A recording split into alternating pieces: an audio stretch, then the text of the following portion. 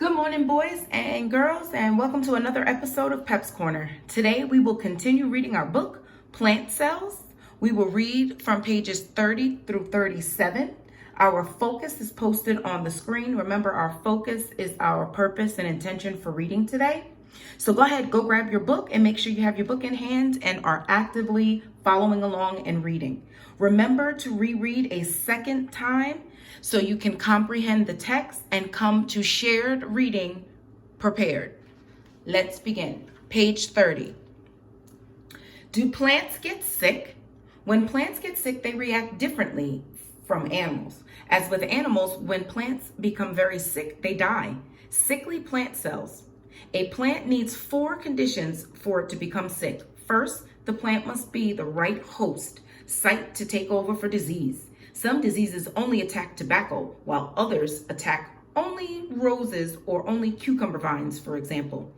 Second, the environment must support the disease. It cannot be too hot, cold, dry, or wet.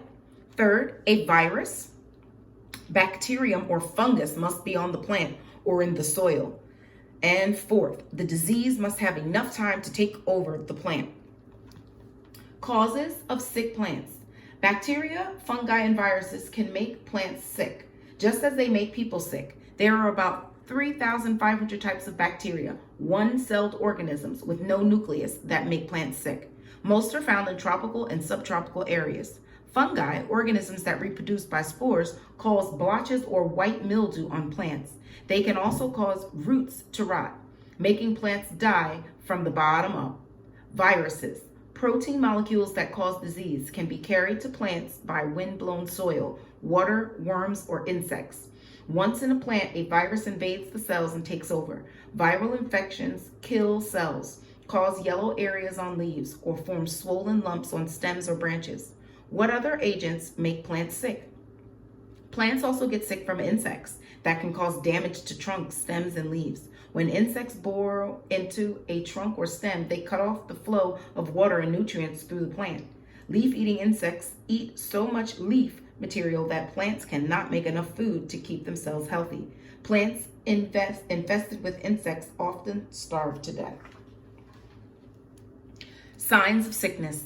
Sick plants do not show the same signs of illnesses as people or animals. They do not moan, shiver, or vomit. Typical signs of a sick plant include shriveled leaves, small fruit, or rot.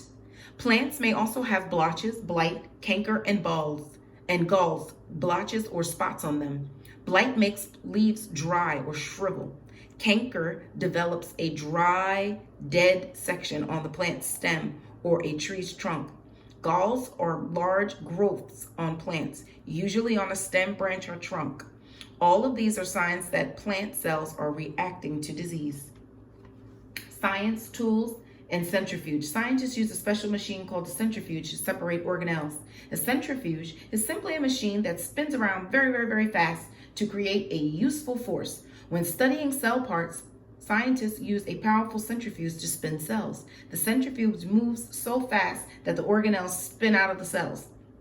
Scientists use this machine to help identify viruses affecting plants. How do plants fight disease? Cells produce other chemicals to ward off disease. They are attacked by disease. Plants rely on an immune system, much like animals do. Cells fight disease in a sort of chemical war. Plants fend off invading insects, for example, by producing toxins or poisons. The toxins are generally proteins produced in the plant cells. After one taste, most bugs, birds, and other critters stay away. When a disease agent attacks a plant, the plant cells detect the invader. The cells produce a type of protein that fights bacteria, fungi, and viruses. The plant protein spreads throughout the plant, finds the invader, and destroys it. Some plants have a third line of defense. They kill cells surrounding the diseased area to stop the disease from spreading. The dead cells form a safety zone that may save the plant. Are there really one-celled plants? Breathe in, breathe out. There is a very good chance that the oxygen you breathe in was the waste from a one-celled also called unicellular plant. Billions of one-celled one-celled plants float in the ocean, in lakes and ponds, and in rivers and streams. During photosynthesis, they expel or release oxygen. Most one-celled plants are called protists. Scientists break up the protist group into protozoa, animal-like, algae and fungus-like protists. Algae refers to a variety of plants, some of which are simple and some of which are complicated. Algae are water dwellers and need sunlight to survive. Like rose bushes and the apple trees, algae make their own food through photosynthesis.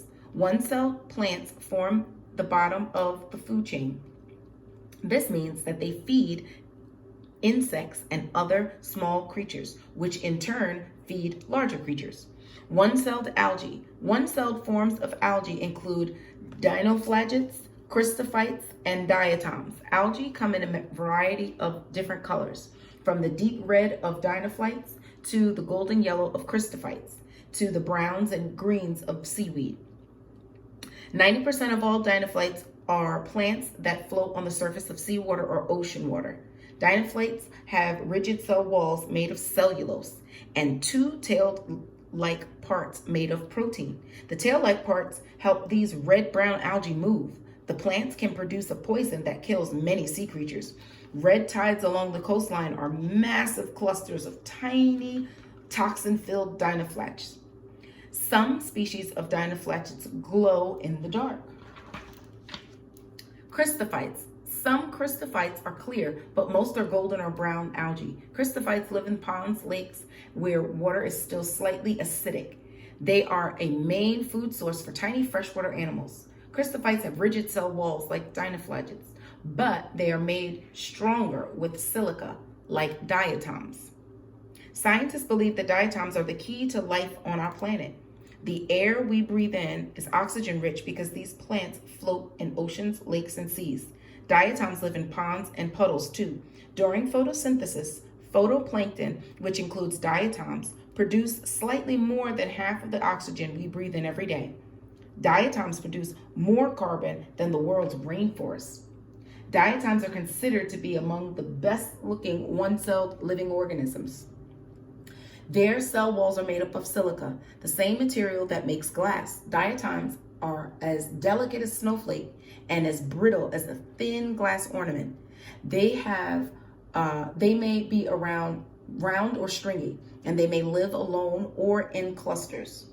Elogyna. Elogyna is a protist that is unique. It is like a one-celled plant. It is also like a one-celled animal. Elogyna forms a green scum on the surface of ponds. When sunlight is plentiful, Elogyna makes its own food through photosynthesis. When it is dark, Elogyna takes in tiny plants and animals, much like microscopic animals.